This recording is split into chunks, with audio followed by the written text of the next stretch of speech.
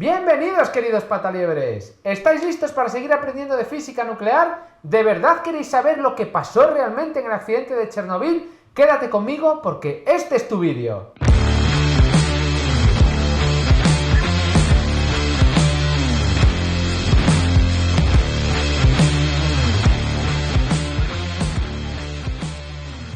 En este vídeo te lo voy a contar todo, con todo lujo de detalles. Por fin vas a entender qué fue lo que realmente pasó aquella fatídica noche del 26 de abril de 1986, hace hoy 35 años, en el reactor número 4 de Chernobyl. Pero antes de empezar, déjame decirte dos cosas, pataliebre. Una, suscríbete a mi canal para que yo pueda seguir haciendo vídeos como este. Y dos, si no estás familiarizado con la tecnología nuclear, aquí arriba te dejo un vídeo en el que te explico con todo detalle cómo funcionaba el reactor de Chernobyl. Este vídeo es muy importante para que entiendas lo que realmente pasó en el accidente aquella noche. Tenemos que hacer esa prueba. 1600, bien. Este que acabáis de ver entrar por la puerta de la sala de control era el camarada Anatoly Dyatlov. Era el ingeniero jefe adjunto de la central nuclear de Chernobyl y la persona de mayor rango que había aquella noche en la sala de control. Además, era el encargado de supervisar personalmente la prueba que se iba a hacer aquella noche en el reactor. Porque sí, amigos, el accidente nuclear de Chernobyl fue el resultado, paradójicamente, de una prueba de seguridad que hicieron aquella noche. Pues como os expliqué en el otro vídeo, que os vuelvo a dejar por aquí arriba, el reactor de Chernobyl tenía 8 bombas encargadas de hacer circular el agua por el interior del reactor, que son estas que vemos en la foto que está detrás de mí. Estas bombas, para funcionar, necesitan electricidad, y esa electricidad les viene de fuera de la central, de la red eléctrica. Pero, ¿qué pasaría si la central se quedara sin electricidad del exterior? En ese caso, existen unos generadores diésel de emergencia que arrancarían automáticamente para proporcionar electricidad a todos los sistemas de la planta. La cuestión está en que en la central de Chernobyl esos generadores diésel de emergencia tardaban aproximadamente unos 50 segundos en arrancar y empezar a proporcionar electricidad a los sistemas de la planta. Y alguien pensó, oye, ¿y si durante esos 50 segundos utilizamos la inercia que tiene la propia turbina para producir electricidad que me alimente las bombas hasta que los generadores diésel arranquen? A ver, para que nos entendamos, antes de que hubiera luces LED, todos llevábamos en la bici una dinamo de esas que iban en la rueda de adelante, que la ponías así y mientras ibas dando pedales pues se encendía la bombilla. Imagina entonces que vas por ahí con tu bici, con la dinamo puesta y vas ahí con tu bombilla encendida y de repente dejas de dar pedales. Como tienes una inercia, pues la bombilla sigue encendida. Y conforme vas perdiendo velocidad, la rueda gira cada vez más lento y cada vez manda menos electricidad a la bombilla, que va bajando su intensidad. Y llega un momento en que te paras y la bombilla se apaga. Pues con la turbina de la central nuclear pasa exactamente lo mismo. Tú tienes la central operando al 100% de potencia. De repente, paras el reactor, pero la turbina sigue teniendo una inercia y sigue girando minutos y minutos y minutos hasta que en algún momento se pare. Y lo que pensaron fue, bueno, pues durante esos 50 segundos hasta que los generadores diésel arranquen vamos a utilizar la inercia de la turbina para producir electricidad y que esa electricidad me siga moviendo las bombas de la central. Y esa era la prueba, una prueba muy sencilla, ¿qué podía salir mal? Eso es lo que pensaron ellos, claro. No obstante, dejadme ser muy claro en este punto. Esta prueba era una prueba que tenían que haber hecho antes de que la central entrara en funcionamiento. Era una prueba que tenían que haber hecho en la fase de preoperación de la central. Y es una prueba que nunca se hizo. Lo cual denota la falta absoluta de cultura de seguridad que existía en el régimen soviético en materia nuclear y en muchas otras. Y claro, uno se pregunta, ¿qué hicieron esta pandilla pataliebres para que una prueba relativamente sencilla como era esta acabara en el Cristo que acabó? Y hace ¡pum! Digo, ya está aquí la guerra. Pues en este vídeo vamos a seguir la cronología segundo a segundo hasta llegar al desastre final. El 25 de abril a la 1 de la madrugada, es decir, aproximadamente 24 horas antes del accidente, la central estaba operando al 100% de potencia, o sea, 3.200 megavatios térmicos. Y el turno de la noche del 25 de abril a la 1:06 de la madrugada empieza a bajar la potencia del reactor con el objetivo de que la prueba se hiciera a las 2 de la tarde de ese día 25. A las 2 de la tarde del día 25 el reactor lo tenían ya a mitad de potencia, a 1600 megavatios. Y cuando estaban preparándose para hacer la prueba recibieron una llamada del gestor de la red eléctrica de Kiev, que decía que una central de carbón había tenido un problema y había tenido que parar. Y por tanto, la central nuclear de Chernobyl debía seguir operando para asegurar el suministro de energía eléctrica en Ucrania. ¿Qué hicieron, por tanto? Posponer la prueba. Dejaron la central a 1600 megavatios de potencia y decidieron posponer la prueba para más adelante cuando se pudiera. Las cosas siguen con normalidad hasta las 4 de la tarde. ¿Y qué pasa a las 4 de la tarde del día 25? Que cambia el turno de operación. Los que se habían estudiado la prueba se van porque su turno ha terminado y entran unos nuevos que no se han estudiado la prueba porque la prueba ya se tenía que haber hecho, pero no se hizo. Los del turno de la tarde, por tanto, se encuentran el reactor a mitad de potencia y lo mantienen estable a mitad de potencia durante todo el turno. Y a las 11:04 de la noche del día 25, todavía estamos en el día 25, el gestor de la red eléctrica de Kiev vuelve a llamar diciendo que ya se ha solucionado el problema en la central de carbón, que ha vuelto a arrancar y que por tanto Chernobyl puede desconectarse de la red y pueden seguir con la prueba. El reactor continúa a 1600 megavatios de potencia, pero la prueba tiene que realizarse a una potencia entre 700 megavatios y 1000 megavatios. Por lo tanto, ¿qué hace el operador del reactor? Empieza a bajar la potencia del mismo. ¿Queréis saber cómo se baja la potencia del reactor? Pues utilizando las barras de control. En este vídeo, que os dejo aquí arriba, os explicaba que la potencia del reactor depende del número de fisiones que tiene lugar en su interior. Cuantas más fisiones, más calor, y cuanto más calor, más potencia. Y las fisiones son originadas por los neutrones. Por tanto, cuantos más neutrones haya dentro del reactor, más fisiones, más calor y más potencia. ¿Cómo controlamos, por tanto, la potencia del reactor? Controlando el número de neutrones que hay en el reactor. Si yo quiero bajar la potencia, tengo que bajar el número de neutrones. Si yo quiero subir la potencia, tengo que aumentar el número de neutrones. ¿Y cómo bajo el número de neutrones? Metiendo dentro del reactor unos materiales que absorben neutrones, que se los comen y por lo tanto no se producen tantas fisiones. De estos materiales que absorben neutrones están hechas las barras de control. Por lo tanto, para bajar la potencia del reactor, lo que hago es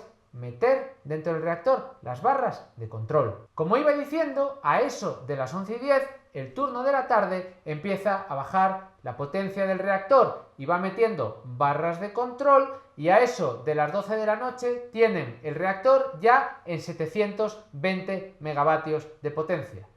¿Y qué pasa a las 12 de la noche? Que vuelve a cambiar el turno de operación. Los de la tarde se van y entran los de la noche, que son los que la van a liar pardísima.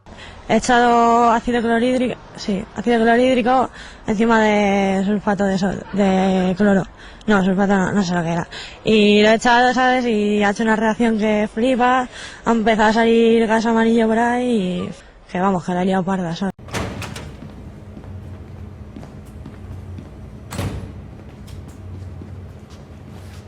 Sasha. Y aquí hacen aparición los camaradas Alexander Akimov y Leonid Toptunov. Toptunov, el más joven de ellos, tenía 26 años solo, era el operador del reactor, y Akimov era el jefe de turno. ¿Recuerdas la prueba que tenían que hacer? El apagado de turbinas del año pasado. Los del turno de día no han podido y nos la han pasado. ¿A nosotros? Pero si no sabemos cómo... No sabemos cómo se hace. Tranquilo. Lo bajamos a 700 y ya está. El resto es cosa de Stoliarchuk y Kirschenbaum. Como se puede observar claramente, y lo han retratado muy bien en la serie de HBO, no tenían ni idea de lo que tenían que hacer. No se habían ni mirado los procedimientos. Ellos pensaban que la prueba ya se había hecho por la tarde. No sabían ni por dónde empezar. Aquí quiero señalar el primer error de la serie. Toptunov, cuando entra en la sala de control y se pone a hablar con Akimov, se ve que el reactor está a 1600 megavatios de potencia, y sabemos que eso no es así. Akimov le dice a Toptunov que solo tienen que bajar el reactor a 700 megavatios y que el resto será cosa de Kincherbaum y Stoliarchuk, que eran los encargados de la turbina. Sin embargo, a las 12 de la noche, cuando Anatoly Dyatlov, el encargado de la prueba, de supervisar la prueba, entra en la sala de control, vemos esto según la serie. Tenemos que hacer esa prueba. 1600, bien. ¿Sería mucho pedir que sepáis lo que hacéis? Pues... No, señor. Stoliarchuk, Listo. Kirschenbaum. No me lo he leído, acabamos de enterarnos de... Toma, léetelo. O haz lo que yo te diga. Incluso tú, con lo tonto que eres, puedes hacer eso. Vamos allá. ¿Hay que apagar la turbina con el reactor en marcha? Es peligroso. Cierra la puta boca y haz tu trabajo. Toptunov, reduce la potencia a 700. Bueno, ya veis cómo se las gasta el figura este. Allí, en la sala de control, nadie sabía lo que había que hacer, pero a este le da todo igual. ¿Veis que dice Toptunov, reduce la potencia a 700? Mentira, no es así, esto no pasó. Cuando el turno de la noche llegó, la potencia ya estaba en 720 megavatios, que se la habían dejado así los del turno de la tarde. Por tanto, esto que vais a ver a continuación de la serie está mal. Esto no pasó así. Reduciendo potencia a 700. Vale, ahora ve despacio. Hay que bajar con cuidado hasta 700. Despacio. No he movido las barras.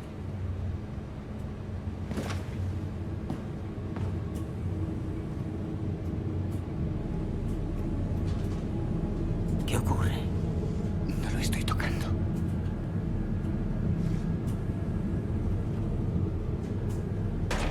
Lo hemos hecho todo bien, pero creo que el núcleo está envenenado. Si crees que está envenenado es porque habrás hecho algo mal. Estás ahogando mi reactor. Vuelve a subirlo ya. Como os digo, ellos ya se encontraron el reactor a 720 megavatios de potencia. No fueron ellos los que bajaron la potencia a 700. De hecho, lo que realmente sucedió es que hasta las 12:28 de la noche, en la sala de control no hicieron absolutamente nada con el reactor. Yo creo que debían estar estudiándose los procedimientos porque allí nadie sabía lo que había que hacer, o estarían aguantando al zoquete de Dyatlov insultándoles. Pero lo que sí sucedió es que la potencia del reactor bajó de 700 megavatios a aproximadamente unos 500 megavatios. Pero no porque ellos hicieran nada, la potencia del reactor bajó ella solita. ¿Y qué fue lo que pasó para que la potencia del reactor bajara sola? Pues efectivamente, Akimov, cuando va a buscar a Dyatlov y se lo dice, tenía razón, le dice, el reactor está envenenado con xenón. Sin entrar en mucho detalle, cuando se producen fisiones, se produce también xenón. En concreto, un isótopo del xenón, que es el xenón 135, que tiene una característica, que es un veneno neutrónico. Esto quiere decir que se come los neutrones, igual que el material que ponemos en las barras de control. Para no complicarlo mucho, el xenón no es un problema cuando el reactor está a tope de potencia, porque lo va quemando. Pero cuando bajas el reactor de potencia, el xenón comienza a acumularse y actúa como veneno neutrónico. De manera neta, es más o menos como si metieras barras de control. Por lo tanto, cuando ellos llegaron al turno de operación a las 12 de la noche, se encontraron un reactor a 700 megavatios de potencia. Pero a las 12:28 de la noche, el reactor había bajado él solito a 500 megavatios. Y había bajado él solito porque se estaba acumulando xenón en el interior del reactor y se estaba comiendo los neutrones. Por lo tanto, estaba bajando el número de fisiones y estaba bajando la potencia del reactor. Si apagamos el control local, podremos controlarlo mejor. Bien, hazlo. Apaga el control automático local y pasa al global. Leonid. Control local apagado. Control global activado. ¿Qué era lo que trataban de hacer? Lo que querían era subir la potencia del reactor. A estas alturas de la película ya tenemos todos muy claro, ¿verdad?, cómo se sube la potencia del reactor, sacando las barras de control. Lo que hicieron a las 12:28 de la noche es un tecnicismo, pero cambiaron del modo automático al modo manual de las barras de control, con el fin de operarlas manualmente porque creían que sería más fácil hacer la operación.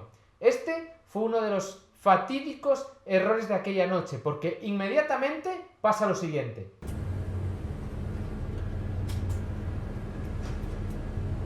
¿Qué coño has hecho? Lo que usted ha dicho, he apagado... ¡Mira eso! No lo entiendo. Putos aficionados, habéis parado el reactor. ¿Quién coño os dio este trabajo? Camarada ¿Ahora vas a Diatlov, decirme que lo has hecho todo bien, cabrón incompetente? me disculpo por este resultado insatisfactorio. Esto que acabamos de ver sí que sucedió realmente. Cuando cambiaron el control de las barras, la potencia del reactor se desplomó desde los 500 megavatios hasta los 30 megavatios. Todavía hoy no tenemos muy claro qué es lo que sucedió. Las investigaciones posteriores no lo han podido aclarar con precisión. No sabemos si es que los operadores, Akimov o Toptunov, operaron incorrectamente el sistema o es el sistema el que falló. No lo sabemos, pero lo cierto es que la potencia del reactor se desplomó desde los 500 megavatios hasta los 30 megavatios. A una potencia tan baja, el reactor se llena completamente de xenón. El reactor está completamente envenenado. Y lo que hay que hacer es olvidarse de la prueba, parar el reactor y dedicarse a otra cosa. Esto es de primero de reactores. Lo sabe todo el mundo. Sin embargo, en la sala de control esa noche estaba, bueno, pues el camarada Diatlov. Y pasa lo siguiente. ¿Qué vas a hacer? Desactivarlo del todo. No, Envenenamiento por xenón. Hay que apagarlo 24 horas. no, lo haremos esta noche. Aumenta a 700. No. Esa decisión, en ese instante, fue uno de esos momentos que cambian el curso de la historia. Hay mucha gente que cree que el accidente de Chernobyl fue la puntilla que acabó de desmoronar el régimen soviético. Si eso es así, este momento, donde el camarada Diatlov dice subid la potencia a 700, es ese momento que cambió la historia. En un régimen basado en la jerarquía, sin ningún tipo de actitud cuestionadora y con una ausencia total de cultura de seguridad, nadie, absolutamente nadie en aquella sala de control fue capaz de enfrentarse a Diatlov y hacer lo que hubiera sido correcto hacer: apagar el reactor y cancelar la prueba. Sin embargo, el camarada Akimov se pone a seguir las órdenes de Diatlov e intenta subir la potencia del reactor. Lo tenemos ya clarísimo, ¿verdad? ¿Qué hay que hacer? Sacar barras de control. Y Akimov y Toptunov estuvieron 35 minutos peleándose con el reactor número 4 de Chernobyl. Y a la 1:03 de la madrugada habían conseguido subir la potencia a 200 megavatios.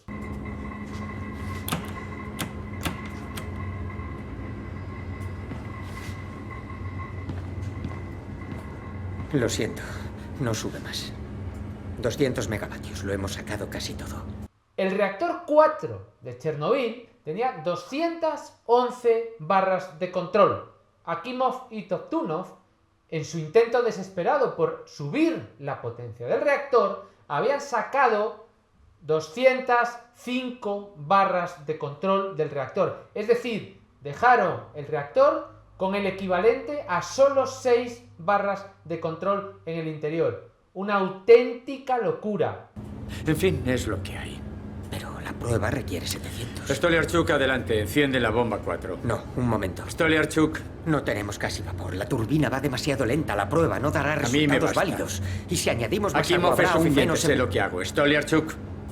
Sé lo que hago, dice, ¿para descojonarse o no? En fin, en la sala de control pasaron aproximadamente unos 20 minutos en los que estuvieron haciendo los preparativos de la prueba propiamente dicha. Esto nos sitúa en la 1:23 y 4 segundos de la madrugada. Lo que va a suceder ahora nos separa apenas 40 segundos de la catástrofe. Cerrando regulador número 8.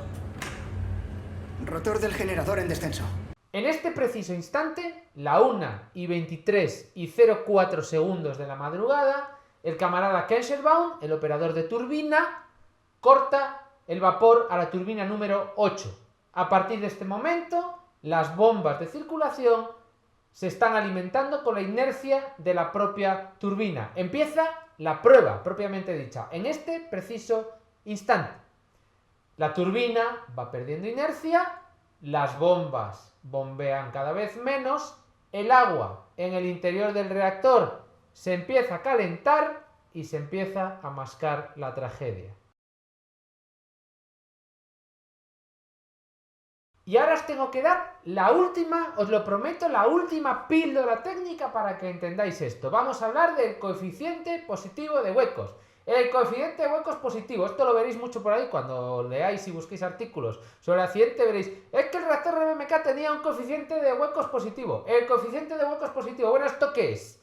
Pues esto es lo siguiente. El agua que refrigera el reactor es también un veneno neutrónico. El agua también come neutrones y evita fisiones.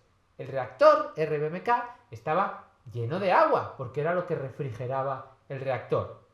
A medida que el agua se empieza a calentar porque las bombas cada vez bombean menos agua porque la turbina va perdiendo inercia, a medida, como digo, que ese agua se va calentando, empieza a hervir, se empieza a formar vapor, burbujas de vapor, se empiezan a formar huecos, para que nos entendamos. Esos huecos, o ese vapor, ya no absorbe neutrones con tanta facilidad. Me desaparece el veneno neutrónico del agua. Y como ya no tengo agua que se coma los neutrones, esos neutrones ¿qué van a hacer? Van a provocar fisiones. Por lo tanto, cuanto más calor haya en el reactor, más agua hierve, menos agua se come los neutrones, más fisiones hay, que a su vez provocan más calor, que provocan que más agua hierva, que provoca que se absorban menos neutrones, que provoca que haya cada vez más fisiones. ¿Veis por dónde vamos? Entramos en una espiral donde la potencia del reactor empieza a aumentar sin control. Esto es lo que se llama coeficiente de huecos positivo. ¿Por qué? Porque la potencia del reactor aumenta cuando yo pierdo el refrigerante. Esto, y dejadme de ser absolutamente tajante en este punto, esto es una cagada de diseño. Esto es un error de diseño del reactor RBMK. Ese reactor estaba mal diseñado y este no es el único error de diseño. Luego veremos alguno más. Fijaos el panorama que tenemos ahora mismo dentro del reactor.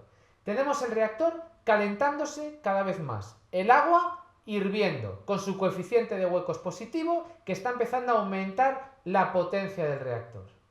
¿Qué es lo que me puede evitar que la potencia suba?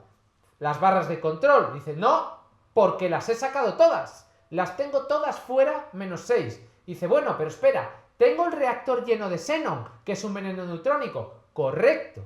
El xenón es lo que está evitando que la potencia suba. ¿Qué pasa? Que a medida que va hirviendo el agua y va habiendo más neutrones, esos neutrones empiezan a ser capturados también por el xenón, que es un veneno neutrónico. ¿Esto qué quiere decir? Que conforme va aumentando la potencia, voy quemando también el xenón que tengo dentro del reactor. Entonces, fijaos la espiral perversa que se está generando. Todo lo que está pasando dentro del reactor, el agua me está hirviendo, el xenón lo estoy quemando y las barras de control las tengo fuera. Todo esto hace que la potencia suba. Pero no hay nada que lo compense. No hay nada que me haga que la potencia baje. Por lo tanto, la potencia empezará a subir. Y a la 1:23 y 35 segundos en la sala de control sucede lo siguiente. ¡Tenemos una sobrecarga! ¡Sasha!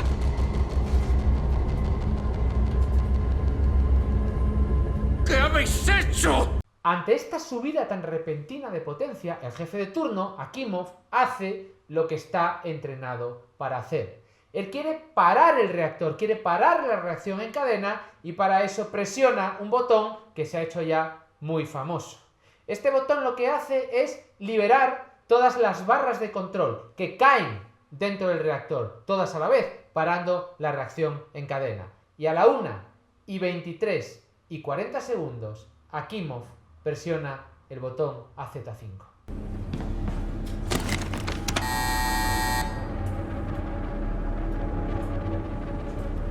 En ese preciso instante, el botón AZ5, el botón que para el reactor, el botón que detiene la reacción en cadena, el salvavidas del operador del reactor, es el botón que ocasiona el accidente. Lo que no sabían era que las barras de control del reactor RBMK estaban mal diseñadas. Otro error más de diseño de los reactores RBMK. Cuando las barras de control estaban arriba del todo, y recordamos que las teníamos casi todas arriba del todo, en la parte de abajo del reactor, en la parte inferior, quedaba aproximadamente 1,25 m lleno de agua.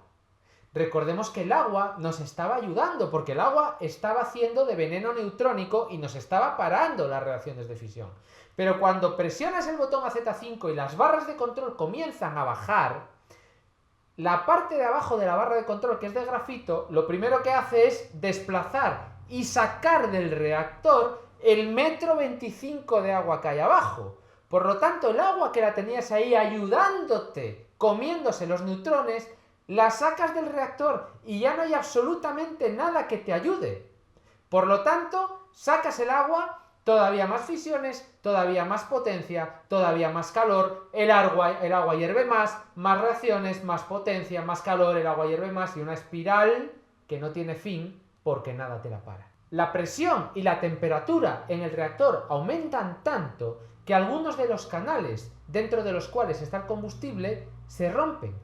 Y el agua que estaba presurizada dentro de los canales, al romperse el canal, automáticamente se despresuriza y el agua, ¿qué hace? Hierve de repente. Con lo cual aumenta muchísimo más todavía la presión en el interior del reactor. Esto hace tanta presión y tanta temperatura que los canales por los que bajan las barras de control se deformen, y esto hace que las barras de control se atasquen en su camino de bajada y se quedan atascadas, no llegaron a bajar, se quedaron casi en la parte superior del reactor. Y en apenas un instante la presión que se alcanza es tan alta que sucede lo siguiente. 1:33 y 42 segundos. Prevoshenko se asoma a la plataforma de acero del reactor y ve lo imposible. Las barras de control y las tapas de los canales, que pesan 350 kilos, subiendo y bajando. Corre a avisar a la sala de control, pero ya no hay forma de impedir lo que viene. 1:33 y 44 segundos. El vapor hace estallar más canales de combustible. Desconocemos qué potencia alcanzó la central, solo la última lectura. El reactor 4, diseñado para operar a 3.200 megavatios, superó los 33.000. Ojo que aquí la traducción de la serie al castellano está mal. Todo el rato Legasov va diciendo la 1:33, la 1:33, cuando quiere decir la 1:23, la 1:23. Todo esto sucede en apenas 4 segundos desde que Akimov presionó el botón AZ5. Y a la 1:23 y 48 segundos del 26 de abril de 1986, el fatídico desenlace. La cubierta del reactor sale volando y entra el oxígeno. Se combina con el hidrógeno y el grafito sobrecalentado. Y la cadena del desastre se completa.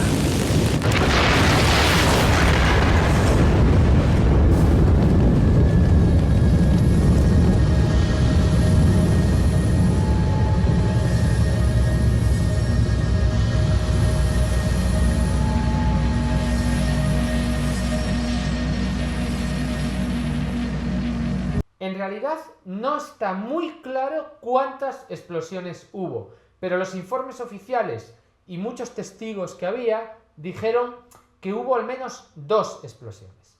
La primera de ellas fue una explosión de vapor. La presión altísima dentro del reactor y la liberación de agua de los canales, que se convirtió de repente en vapor, originaron una explosión que levantó la losa del reactor. Esta fue la primera explosión. Al levantar la losa del reactor entra aire con oxígeno dentro del reactor donde el combustible se había dañado y el combustible al dañarse libera hidrógeno.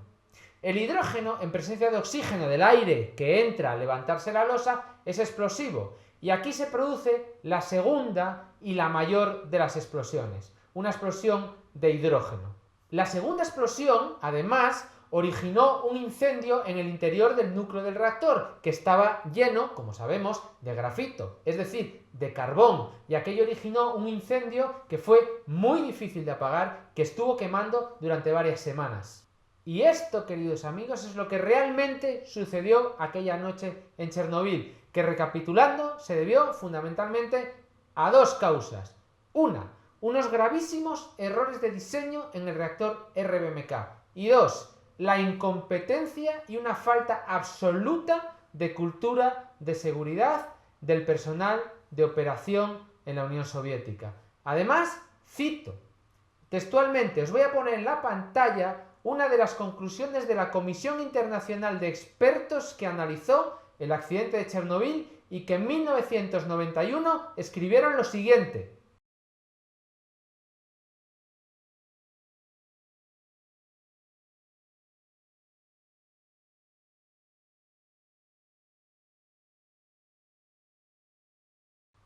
Fijaos lo que dicen. En 1991, 5 años después del accidente, que no se cumplían ni se cumplen las condiciones para un uso seguro de la energía nuclear en la Unión Soviética.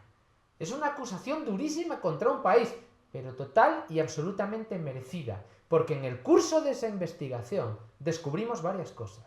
Descubrimos que los errores de diseño del reactor RBMK eran conocidos y se habían ocultado. Incluso la propia comunidad nuclear soviética, los propios operadores de los reactores RBMK no lo sabían.